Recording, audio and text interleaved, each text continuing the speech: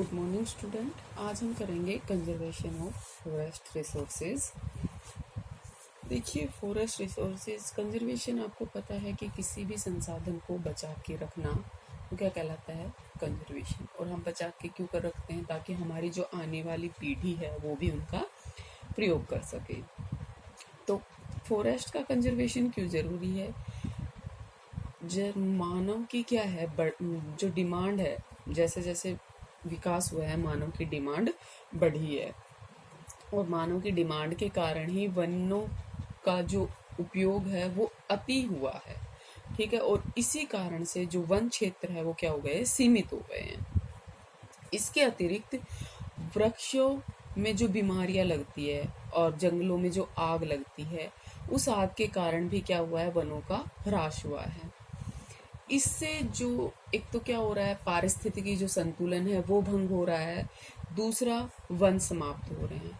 ठीक है, वनों की जो कटाई हो रही है, उस निरंतर कटाई से मृदा का अपरदन क्या है, तीव्र गति से हो रहा है। और ये जो अंतर्भूम जल होता है, अंतर्भूम जल प्रवाह होता है, उस पर क्या करता है, प्रतिकूल प्रभाव डालता है। अंतर्भूम जल प्रवाह मतलब जो जल भूमि द्वारा सोखा जाता है, उसके बारे में बात कर रहे हैं।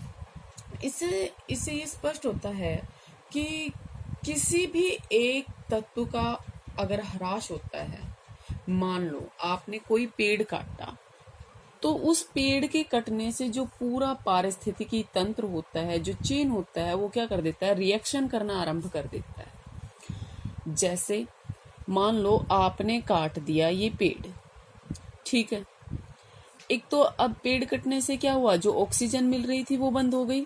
ठीक है, दूसरा, इस पेड़ को खाकर कई जीव क्या कर रहे थे, अपना गुजारा कर रहे थे।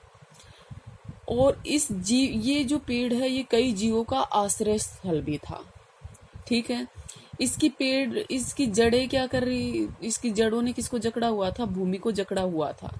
आपने एक पेड़ उखाड़ा तो इसका सबसे पहले तो क्या हुआ, मृदा अपरदन हो गया। वो जो मृदा थी वो कैसी पड़ गई, ढीली पड़ गई, उससे क्या हुआ, मृदा अपरदन हुआ। दूसरा, ये जो जीव यहाँ रह रहे थे, ये क्या हो गए, इनका मतलब घर छिन गया, निवास स्थान जो था, आश्रय स्थल जो था वो छिन गया।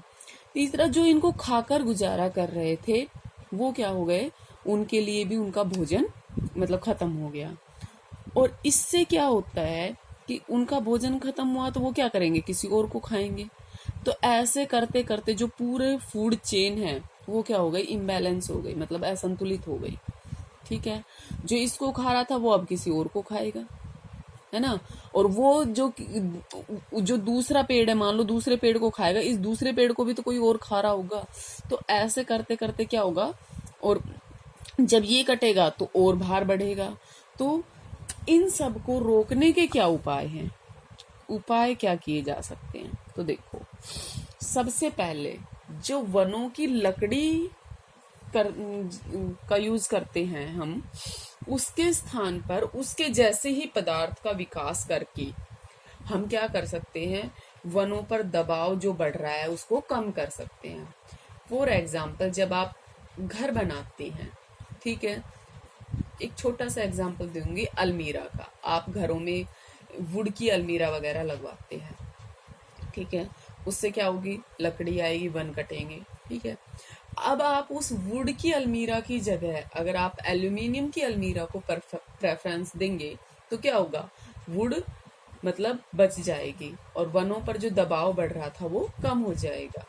अब आप सोचिए, आप एक के करने से इतना होगा, तो बहुत सारी संख्या में करेंगे तो वनों पर जो बढ़ रहा है दबाव वो कम हो जाएगा। और ऐसे बहुत से एग्जाम्पल है जो लकड़ी के स्थान पर यूज किए जा सकते हैं।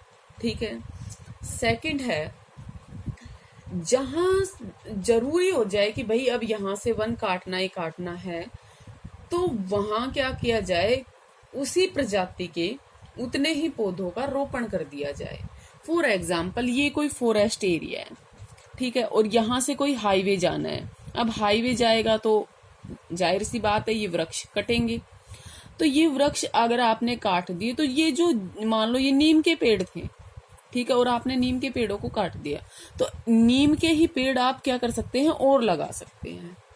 ठीक है, तो क्या होगा, इससे आपका काम भी हो जाएगा और पर्यावरण का संतुलन जो है वो भी भंग नहीं होगा।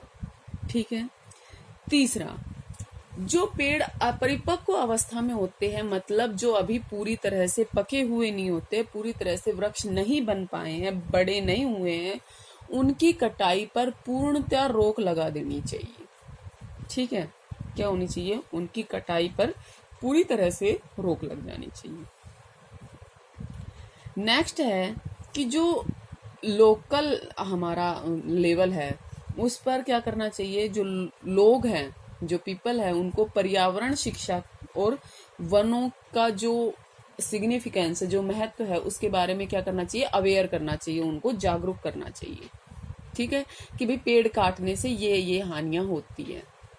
ठीक है, जैसे आप देखते हो आपके आसपास में पानी ज्यादा मात्रा में उपलब्ध है, अब आपको वो पानी मिल रहा है तो आप उसका मिसयूज करते हैं। क्यों? क्योंकि आपको नहीं पता है कि जिनको पानी नहीं मिलता है उनकी तकलीफ क्या होती है। अगर आपको पता हो जाए तो आप अपने आप से ही कम कर देंगे।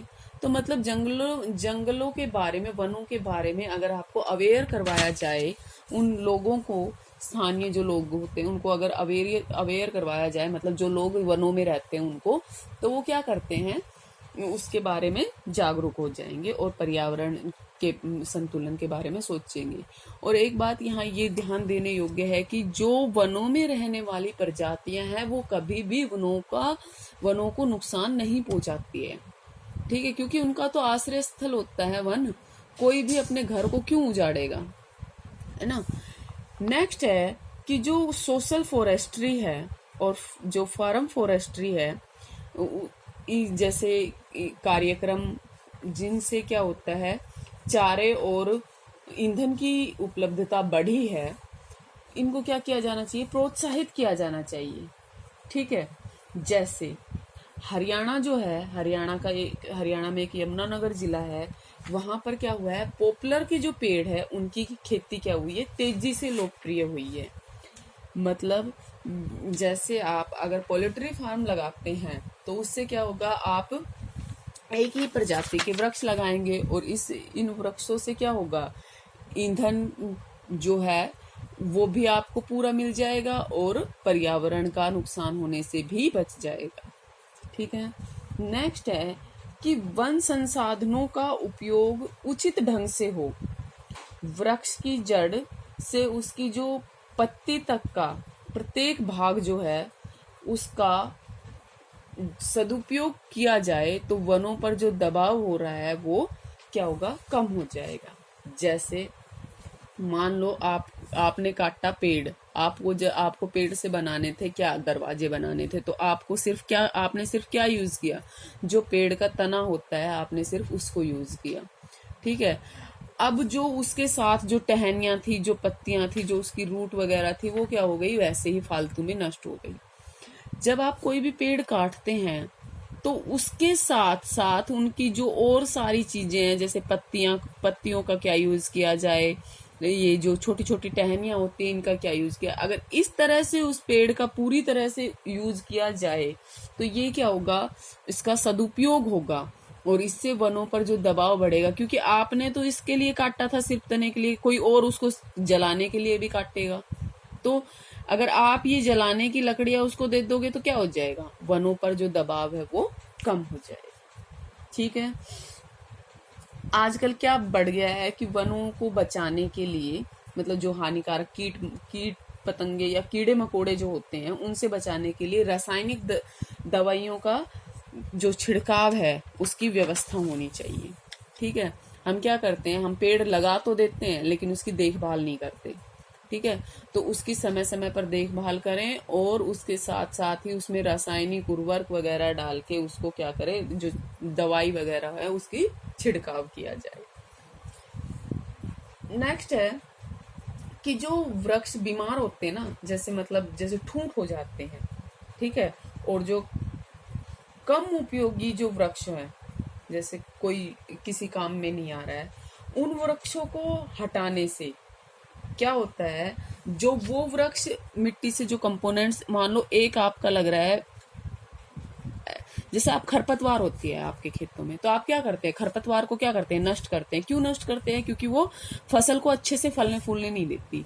ऐसे ही वनों के साथ होता है, जो मेन पेड़ होता है उसके साथ साथ और भी पेड़ उग जाते हैं जो किसी काम के नहीं होते। तो या जो बीमार होते हैं, कंपोनेंट तो वो भी ले रहा है और ये भी ले रहा है। अगर हम इस पेड़ को नष्ट कर दे जो कम उपयोगी है, तो ये क्या होगा, इसके कंपोनेंट्स किस कौन ले लेगा, ये अच्छा पेड़ ले लेगा और ये अच्छी तरह से फलेगा फूलेगा। तो ऐसे पेड़ों को क्या कर देना चाहिए, नष्ट कर देना चाहिए, ताकि जो उपयोगी वृक्ष है उसकी बढ़ोतरी हो सके। ठीक है। नेक्स्ट है कि जो आग लगती है ना, उससे वनों को क्या होता है, भारी नुकसान होता है। और वो नुकसान ऐसा होता है कि काफी समय तक वहां पर कोई पेड़ भी नहीं उगता है। ठीक है। और वनों में जो आग लगती है उसको कोई बुझाने भी नहीं जाता है ना। सोचते हैं कि भाई सरकार का काम है, सरकार करेगी। लेकिन जब अपने घर में आग लगती है तो क्या हम ये सोचते हैं कि सरकार वो फायर ब्रिगेड वाले आएंगे और वो उसको बुझा कर जाएंगे? नहीं सोचते ना। तो ऐसे ही वनों में जो आग लगती है, अगर उसके बारे में ये ऐसे ही सोचा जाए कि हमारी जो मंशा है वो ठीक वैसी हो जैसे हमारे घर में आग लगी हो, तो क्या करेंगे, आग लग बुझाने की हम कोशिश करेंगे और वनों को बहुत अधिक सीमा तक बचाया जा सकता है। ठीक है। इसके अलावा और भी बहुत सारे उपाय हैं जो आप कर सकते हैं वन संसाधनों के संरक्षण के लिए। अब आता है कि वन्य प्राणी, आप जब वन संसाधनों का संरक्षण करते हैं तो उसके साथ साथ वन्य प्राणियों का संरक्षण भी होता है। ठीक है। कैसे? वन्य प्राणी जो होते हैं वो वन्य जीवन का अंग होते हैं, अभी बताया था मैंने। तो वनों का जो संरक्षण है वो वन्य प्राणियों के संरक्षण से भी जुड़ा हुआ है। और ये जो जीव जंतु होते हैं ये ऐसे ही एक्स्ट्रा में नहीं होते हैं। इनसे क्या होता है, केवल भूदृश्य में विविधता नहीं लाते बल्कि जो पारिस्थितिकी संतुलन है उसको भी बनाए रखते हैं।